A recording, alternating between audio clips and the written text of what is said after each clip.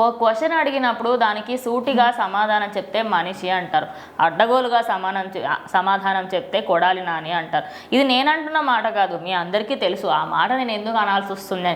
రీసెంట్గా ఆయన ఒక ప్రెస్ మీట్కి వెళ్ళిన తర్వాత, అంటే ప్రెస్ మీట్ కూడా కాదు, ఆయన వల్లభనేని వంశీని పాపం బెస్ట్ ఫ్రెండ్ కదా, కలవడానికి వెళ్ళారు జైల్లో. బయటకు వచ్చిన క్రమంలో ఒక ఛానల్ వాళ్ళు ఏంటి సార్ ఈ మధ్య కనిపించట్లేరు అని అడిగితే, నా ఉద్యోగం పోయిందమ్మా అందుకే కనిపించట్లే, మీరు అరెస్ట్ పైన మీ స్పందన ఏంటంటే అరెస్ట్ అనే అనుకుంటున్నా.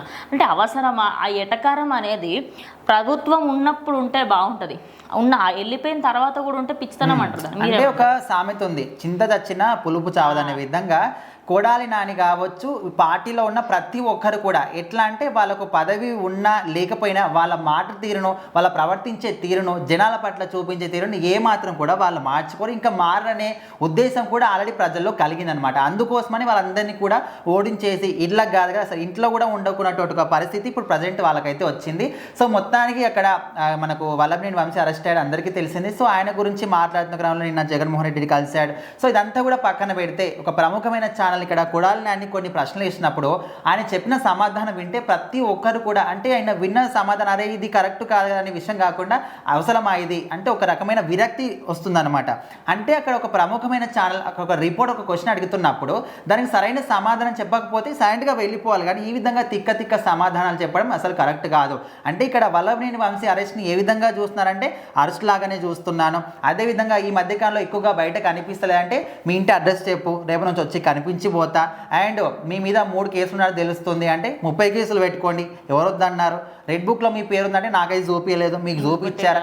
సో ఇట్లాంటి ఒక అంటే అడ్డదిడ్డమైన ఆన్సర్లు, అంటే సమాధానం సరిగ్గా చెప్పకపోయినప్పటికీ ఓకే మీకు చెప్పనవసరం లేదు, చెప్పాలని ఇష్టం లేదు, అక్కడ నుంచి వెళ్ళిపోండి, కానీ తిక్క సమాధానాలు చెప్పి జనాల దృష్టిలో ఇప్పటికే మీ మీద వ్యతిరేకత ఉంది, ఎన్నో కేసులు ఉన్నాయి. సమాధానం చెప్తుంటే అక్కడ ఉన్న వాళ్ళంతా వెక్కిలి నవ్వులు అనమాట. అది ఇంకా చండాలంగా, అంటే ఒక వ్యక్తిని మీరు ఇన్సల్ట్ చేసినట్టు కాదు, ఓవరాల్గా మీడియాకి సంబంధించి ఒక క్వశ్చన్ ఆమె అడిగిందంటే ఎక్కడ తప్పు లేదు, ఖచ్చితంగా రెడ్ బుక్లో మీ పేరు ఉండొచ్చు అనే వార్తలు వినిపిస్తున్నాయి. మీరు చూసారా అంటే ఎవరు చూడలే, బుక్ ఓన్లీ లోకేష్ గారికే తెలుసు, మరి ఆయన దగ్గరికి వెళ్ళి చూపియండి అని చెప్పి అడగమంటారా అందరినీ పట్టుకో. ఒకవేళ నీ తప్పలేదు నిజంగా మరి చెప్పుకో, అది చెప్పడానికి ఏంటి అంటే ఎక్కడో జగన్మోహన్ రెడ్డి మాట్లాడడం తప్ప మీ కేసుల గురించి మీ గురించి మీరు చెప్పుకోవడం, ఇప్పుడు ఇది ఏదో మీరు వేరే వాళ్ళని ఉద్దేశించి వేరే వాళ్ళని చిన్నపుచ్చడానికి మాట్లాడినట్టు లేదు, వాళ్ళ గురించి వాళ్ళే చెప్పుకున్నట్టు అనిపిస్తుంది. ఎందుకంటే ఆయన చెప్పిన సమాధానం వింటే ఖచ్చితంగా ఈయన పాత్ర అందులో ఉంది, ఈయన తప్పు ఉంది కాబట్టి ఈ విధంగా తప్పించుకోవడానికి చూస్తున్నారు. ఎవరైనా కూడా నా తప్పు ఉందని ఎవరు చెప్పారు, తప్పించుకోవడానికి ట్రై చేస్తున్నారని క్లియర్గా అర్థమవుతుంది అని చెప్పిన ఆన్సర్లు అన్నీ కూడా వింటుంటే.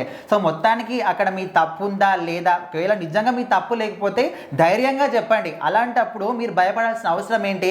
సో అక్కడ ప్రముఖమైనటువంటి ఛానల్ ఒక రిపోర్టర్ ఒక క్వశ్చన్ అడిగినప్పుడు దానికి మీరు సరైన సమాధానం చెప్తారా చెప్పరా, మీకు ఇష్టం లేకపోతే సైలెంట్గా వెళ్ళిపోండి. ఈ విధంగా చిన్నబుచ్చి అంటే ఇది ఒక రకంగా మీ గురించి మీ గుట్టు మీరే బయట పెట్టినట్టు క్లియర్గా అర్థమైపోతుంది. సో మరి ఇలాంటి వాళ్ళని ఏం చేయాలి, ఈ పార్టీలో ఇంకా పేర్ని నాని కావచ్చు ఇలాంటి వాళ్ళు చాలా మంది కూడా ఉన్నారు.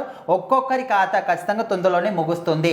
రెడ్ బుక్లో ఒక్కొక్కరికి ఒక్కొక్క పేజీ ఇక్కడ లోకేష్ మాత్రం రెడీగా చేసి పెట్టాడు, ఒక్కొక్క పేజీని ఆల్రెడీ చింపుకుంటూ వస్తున్నాడు. సో ఇక్కడ నెక్స్ట్ టార్గెట్ కొడాలి నాని, తర్వాత పేర్ని నాని, మరి ఎవరెవరి పేర్లు వస్తాయో అందరూ కూడా అలర్ట్ అవుతున్నారు. ఆల్రెడీ అజ్ఞాతంలో కూడా వెళ్ళిపోయినట్టు తెలుస్తుంది. చూద్దాం మరి ఏం జరుగుతుంది ఏంటి అని.